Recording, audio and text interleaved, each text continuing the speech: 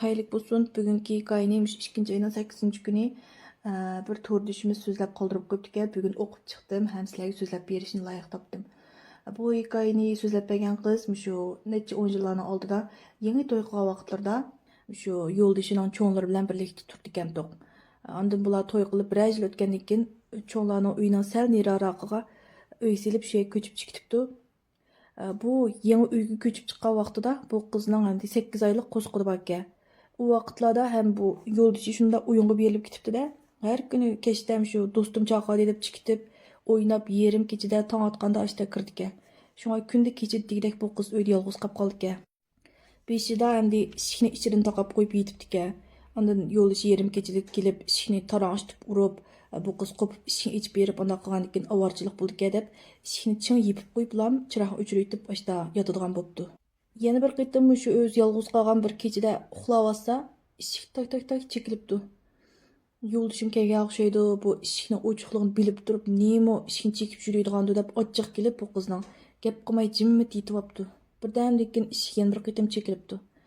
Ondan asta o'rnidan turib chiroqni yondirib, eshikning yeniki derazasidan taloq qarsa, hech kim yo'q. Bu qiz yanchiq o'ylamay, "Voy bu kimdi? Voy bo'ldilar" deb chiroqni o'chirib yotmoqchi bo'lib, chiroqning kayganini bosay deb tursa, tishidan qizning ismini chaqirgan ovoz anglanibdi. Bir ayol kishining ovozi. Shuning bilan bu qiz yana jiq o'ylamay, shu yo'ldoshimning do'stining ayoli meni yolg'iz deb paranglashga chiqqan o'xshaydi deb eshikni ichibdi. Ichib qarsa, shu mahaldagi bir yoshqa cho'ng ayol ekanda, u ayol bilan endi bular unda berish kelish qilmayotgan to'q. Uning ustiga u ayol bularning uyga yerim kechida kirgandan keyin bu qiz shunda hayron qopdi-da. Birdan qarab turayotgandan keyin "Acha bu yerim kechida kirib qopsiz-ku" desa, qizim shu sizning oy kuningiz yiqilib qopdi deb sizni yo'qlab chiqay deb kirgandim" debdi. Qizmi u ayolni uy kirgan deb uyga boshlab, chiroqning yo'riqida u ayolning chiroyiga qarab qopdi ekan.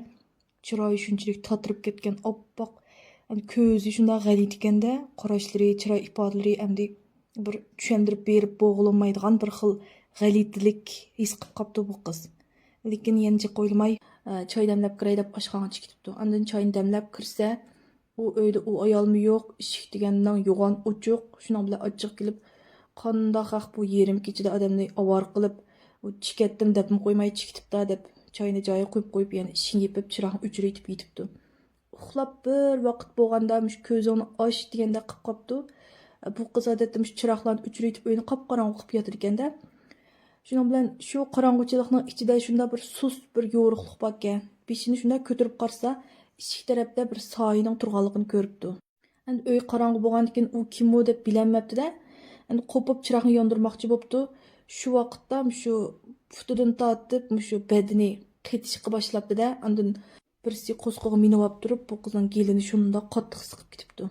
Bu qiz ya hozirab deb degandan tirkishib, nafas ololmay shunda qiynalib ketibdi. Keyindan hushidan ketgan o'xshaydi.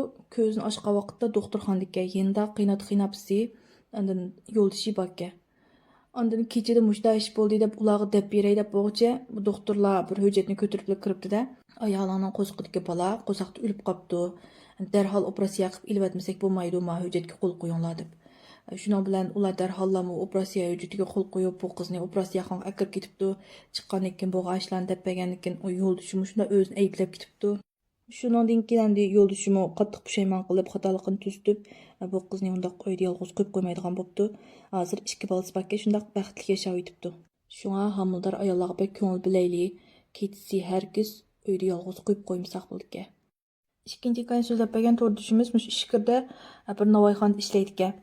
Bularning navoiyxonasining ichida tozliq uy yo'q ekan. Ham tozliq uy berish uchun navoiyxonadan chiqib ozroq mos bir shovchi bor ekan. Shovchining oldida yo'g'on bir tub daraxt bor ekan. Shu yerdan o'tib ozroq mos bir xolti ko'cha bor ekan. Shu xolti ko'chaning ichida ommaviy hojatxona bor ekanda, shu yerga berishga to'g'ri keldi ekan. Uning ustiga har kuni shu hojatxonaga berib kelish yo'lda ko'rdi ekan. Endi heliqi cho'ng bir tub daraxtning ostida shu shovchidan chiqqan bir 5-6 bolalar shu yerda o'ltirib heliqi tamok qipini qatlab yasaydigan bir narsa bor ekan, u yanka deydigan. Shuni o'ynab o'ltirdi ekan.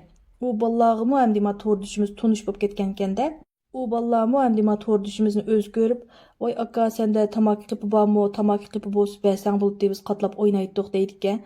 Bu balmı hem maqul dep şu dukandaki ballarning çekкен tamakilarning qaplarini yig'ib qo'yib, shu ballarni ko'rsa, shuni o'ynanglar deb berdikken.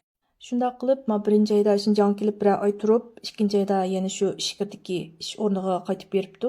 Ondan bir kuni kun o'ltiray deb qolgan mezgilda hojatxonaga minib, shu daraxtning oldida o'tib qopdi-da, qarasa daraxtning yonida bir döva tamaki qoplari turganke. Ma bola xiyolda hamdi kim tashlayotgandi buni? Buni men ilib bilib, hiliqi bolalar uchrab qolsa, shularga beraychi qo'shib qolsin deb shu tamakining qoplarini yig'ib daraxtning keynidan shu 5-6 bolaning ichidagi bir bolaning ovozi anglanib, "Qo'yib qo'y, uni men yiqqan" debdi. Shuning bilan bu bola, "Ha, sen bormiding, seni ko'rmabdimi? Ha, bo'ldi, ommidim qo'yib qo'ydim" deb hojatxonaga berib, ondan qaytib kelibdi. Ertasi qarasa, shu 5-6 bolalar yana daraxtning ostida o'ynayotganke.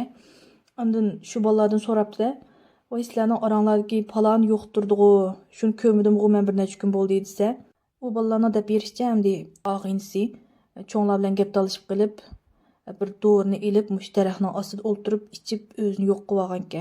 U gapni mabalga deb bergan vaqt kunduz to'q. Shunda bo'lsa ham u gapni anglab shunda tini shurkinib ketibdi. Chunki texa oldingi kuni uni qo'yib qo'y, u tamakining qoplarini men yiqqan degan ovoz dal shu o'zini yo'q qilib olgan bolaning ovozi to'q.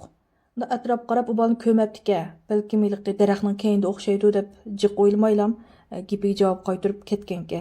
Iliqi bolalar shu gapni deb bergandan keyin shu daraxtning qishida o'tib ketayotqach, daraxtning o'xshamayotganligini his qilib qopdi-da, shuni olamda qarsa, bu daraxt ham shu inchiki qizil jiplarni bog'lab, anadikin iliqi yo'q bo'lib ketgan bolaga yaxshi tilaklarni tilab yezib qo'yilgan bir taxtaylarni isib qo'yganligini ko'ribdi. Mush gapni anglagandan beri men endi kechda hojatxonaga berishdan qo'rqadigan bo'lib qoldim deb mush hikoyasini biz bilan o'rtoqlashibdi. Shunga shunday yosh o'smirlarning endi jismoniy jihatdagi sog'lomligiga ham ko'ngil bo'lmay, ota-onalar işte ruhiy jihatdagi, psixik jihatdagi sog'lomligiga cho'qim ko'ngil bo'lsa bo'ldi-ka. Ikkinchi hikoyam tugdi. 20 kun hikoya chiqarsam, hajat chiqinglar meni tushgan qaytibsizlar-ku. Anda qilishib ketmaydi-ya, deb turasam. Endi atadan boshlab izchil chiqarmay bilgan boshlab oldim. Nadir hikoyalar bor, ba'zi hikoyalarni ham u yerdan o'qib baqdim. Shunda ba'zi hikoyalar kelyapti.